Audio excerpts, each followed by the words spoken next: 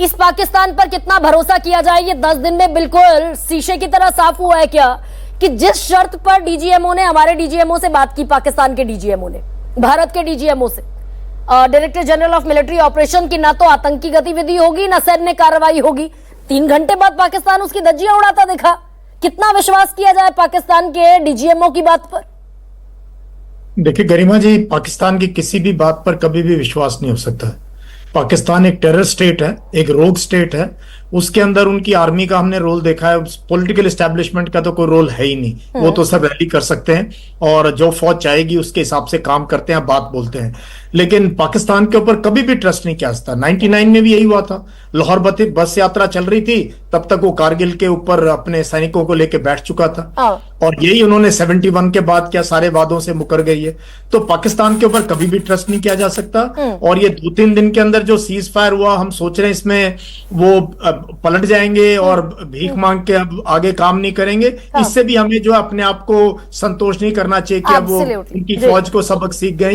ये बहुत 88 आवर्स की कोई फाइट ही नहीं हुई। इंडिया का 2% कॉम्बैट पावर भी इस्तेमाल नहीं हुआ, ना टैंक्स यूज हुए, ना आर्टिलरी थोड़ी एलसी पे फायर हुआ, बाकी जगह कहीं यूज ही नहीं हुआ। नेवी ने तो एक भी राउंड नहीं फायर किया। एयरफोर्स ने स्टैंड ऑफ वेपन फायर किए। अभी अगर हमने सचमुच में एयरफोर्स का रोल और अपना वर्चस्व एस्टैब्लिश करना था तो कम से कम 7-8 दिन लगते उनकी एयरफोर्स को अच्छे से डाउन करने में और कंट्रोल ऑफ द एयर लेने में। सर ये मौका था क्या 10 मई की रात को? सॉरी आपको इंटरवीन कर रही हूं, आप मुझसे कहीं ज्यादा इस मामले में जानकारी रखते हैं सर, लेकिन 10 मई को यह मौका था क्या जिस समय हमने घोषित किया कि act of terror, act of war माना जाएगा, सीज फायर की गुहार लगाता हुआ पहुंचा पाकिस्तान, हमारे डीजीएमओ से बात की पाकिस्तान ने और सीज फायर वायलेट करता हुआ भी दिख रहा है। 3 घंटे भी उसका लिहाज नहीं रख पाया पाकिस्तान, धज्जियां उड़ाता दिखा सीज फायर की।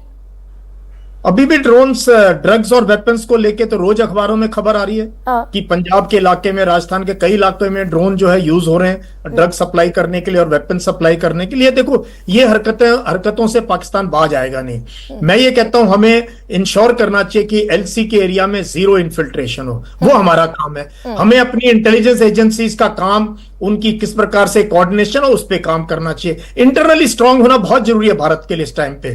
और जो जब इंटरनली स्ट्रांग हो जाएंगे, अब पूरा पोजीशन साथ है, पूरा देश साथ है, कश्मीर का आवाम साथ है, अब बहुत बहुत बढ़िया मौका है ये अब हमें आगे की अपनी रणनीति बनाने के लिए।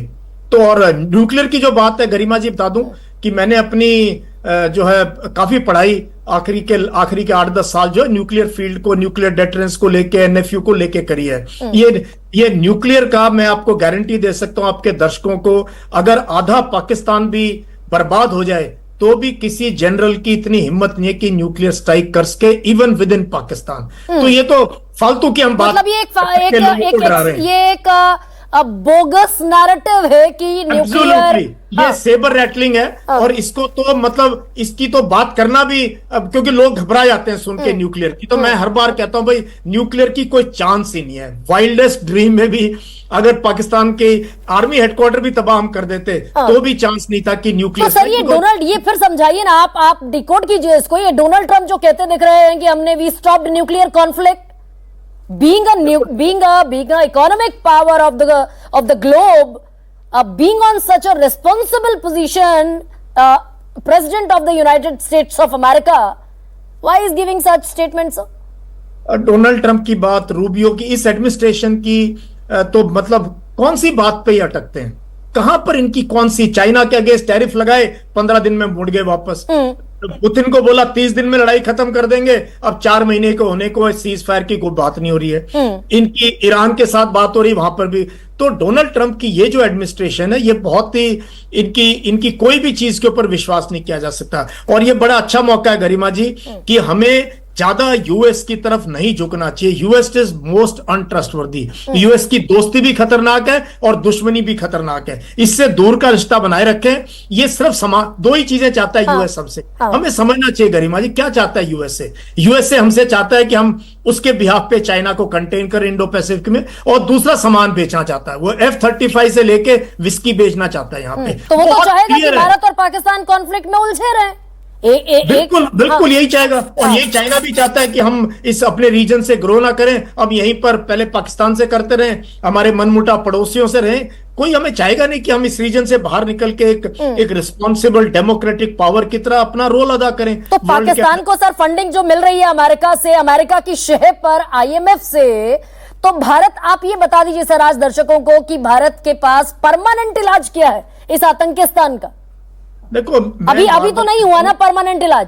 नहीं, ये कोई इलाज नहीं हुआ है, ये बहुत थोड़ा सा इलाज हुआ है। कुछ दिन के लिए झुक गए हैं, ये मैं मानता हूं, बट ये दोबारा से निकलेंगे। देखो, परमानेंट इलाज, देखो गरिमा जी, इस पूरे जो वातावरण के अंदर समझना है, ये target has to be the Pakistan military, Pakistan की आवाम नहीं, मिलिट्री को कैसे आप डिस्क्रेडिट कर सकते हो, उनकी मिलिट्री को कैसे टारगेट कर सकते हो? ये बाहर जो डेलीगेशन जा रहे हैं, इनको यही काम करना है, हमने कन्विंस करना है वर्ल्ड पावर्स को, यासीन मुनीर की फौज, उनकी आर्मी, नेवी, एयरफोर्स में अलकायदा का इन्फिल्ट्रेशन है, ये आतंकवादियों को सपोर्ट करते हैं, ये तालिबान वहां पर भी प्रॉब्लम कर रहे हैं, ये भारत में भी प्रॉब्लम कर रहे हैं, और दुनिया में जहां कहीं भी कोई टेरर एक्शन हो रहा है वहां कहीं ना कहीं तार पाकिस्तान सर, लेकिन बड़ा कॉन्ट्राडिक्टरी है क्या भाई? हम पाकिस्तान तो रोग नेशन है, पाकिस्तान तो फेल्ड स्टेट है, लेकिन अमेरिका में, यूके में, जापान में, जिन भी देशों को जाकर हमें समझाना है, हमारा जो 7 डेलीगेशन जा रहे हैं उनमें सुप्रीम पावर है अमेरिका।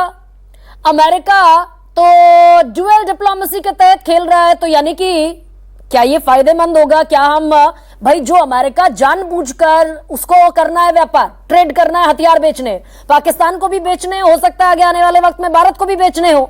भारत को तो बेचना ही चाहता है, वो तो हम चाहता हम सारा सामान उसी से खरीदें। ये बड़ा क्लियर कट है बहुत दिनों से। देखो गरिमा जी, जो हम जा रहे हैं ना, हम सिर्फ सरकारी ऑफिशियल से बात करने नहीं जा रहे, वहां की यूनिवर्सिटी से, वहां की पब्लिक से, वहां के थिंक टैंक से, वहां के बुद्धिजीवियों से, वहां के अखबारों से, टेलीविजन से, ये होल ऑफ नेशन अप्रोच है। सरकारें कुछ भी बातें बोलें, आज ट्रंप की एडमिनिस्ट्रेशन है, बट इंडिया की एक वहां बहुत जबरदस्त लॉबी है। तो यूएस में हम जा रहे हैं और इंपॉर्टेंट कंट्रीज के अंदर जा रहे हैं, ये एक अच्छा स्टेप है, और इसमें अपोजिशन के और जो सिलेक्शन है लीडर्स का एरिया के हिसाब से, इसमें काफी हमारे मुस्लिम एमपीज भी पार्टिसिपेट कर रहे हैं, हमारे एम्बेसडर्स भी पार्टिसिपेट कर रहे हैं। आई थिंक बहुत सोची समझी रणनीति है, और हमें ये बार बार बताना पड़ेगा। लेकिन ये लड़ाई लंबी है सर, पाकिस्तान के खिलाफ। भाई, हम अगर कह दें कि ऑपरेशन सिंदूर जो है, हम अगर ये कह दें कि उसने मुकम्मल लक्ष्य हासिल कर लिया, तो ये ठीक नहीं होगा कहना। बिल्कुल, इस पे भी ज्यादा अभी चेस्ट थम्पिंग की जरूरत है नहीं। हमने अपना ऑब्जेक्टिव अचीव किया, जो टारगेट सेट किए, पाकिस्तान को रियलाइज हुआ, नया पैराडाइम शिफ्ट हुआ, नई लैंग्वेज है, और टेरर, काउंटर टेरर के अगेंस्ट भारत ने अपनी रणनीति चेंज की है। Very good, excellent. बट ये लॉन्ग टर्म के लिए we have to target the Pakistan military, उसको कमजोर करना है। उसके लिए हमें सोच विचार करना है कि कैसे पाकिस्तान की आवाम की नजरों में उनकी फौज की फजीयत करी जाए। नहीं तो क्या होता है, जितना एंटी इंडिया यहां से हम रेटोरिक करते हैं, वो पूरा देश पाकिस्तान की संसद में खुलेआम अगर सांसद वहां ये कहते हुए दिख रही है, महिला सांसद भी कह रही है कि भारत को जब अपने फेलियर का कोई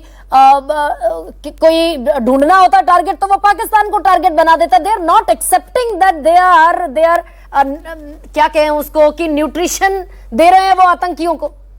तो वही Garima ji, the terror factory, the military has to be attacked, so we have to find, we have to think, we are intelligent country. हम सोच सकते हैं किस प्रकार से उनकी मिलिट्री को जो है टारगेट करना चाहिए, उनकी आर्मी, नेवी, एयरफोर्स को, उनकी आईएसआई को, डीप स्टेट जिसको हम कहते हैं, deep state with in Pakistan, उसको टारगेट करना चाहिए। और वहां पर है चैलेंज हमारे लिए, फॉरेन कंट्रीज में या with in the Pakistan establishment, also with in the people also. ये चैलेंज है। मेजर जनरल बख्शी कुछ कहना चाह रहे हैं सर, कहिए ना। नहीं, मैं बिल्कुल 100% सहमत हूं। हमारे देश में एक तबका है, इस बार भी उन्होंने यही राग लगाया कि ये तो केवल टेररिस्ट है, हम तो टेररिस्टों को ही मार रहे हैं, पाकिस्तान की आर्मी आपको कुछ नहीं कह रही। ये हमने पहले दिन ये राग अलापा था, जबकि अगले दिन पाकिस्तान की फौज ने हमारे फौजी ठिकानों को टारगेट किया और फिर हमने उनको हिट किया। Why do we need this fig leaf? मैं बता रहा हूं कि पाकिस्तान की फौज और ये टेररिस्ट, ये they are joined at the hip. वो जो ग्लोबली डेजिग्नेटेड टेररिस्ट के जनाजे पे पाकिस्तान की फौज का लेफ्टिनेंट जनरल, मेजर जनरल आए थे सलाम करने, ओ पाकिस्तान के लेफ्टिनेंट जनरल ने general Asim Munir army chief की तरफ से रीथ ले किया था रऊफ के जनाजे पे, और उनको गार्ड ऑफ ऑनर, उनको क्या कहते हैं, स्टेट फ्यूनरल दिया गया। फौज वहां सलाम कर रही थी, गार्ड ऑफ ऑनर दे रही थी उनको। तो वो उस फौज को क्या मतलब है? Yes, absolutely right sir. JK उस फौज त्रिपाठी को जब तक नहीं ठोकेंगे आप, हाँ तब तक ये इलाज नहीं होगा, पूरा इलाज पूरा नहीं होगा। जेके त्रिपाठी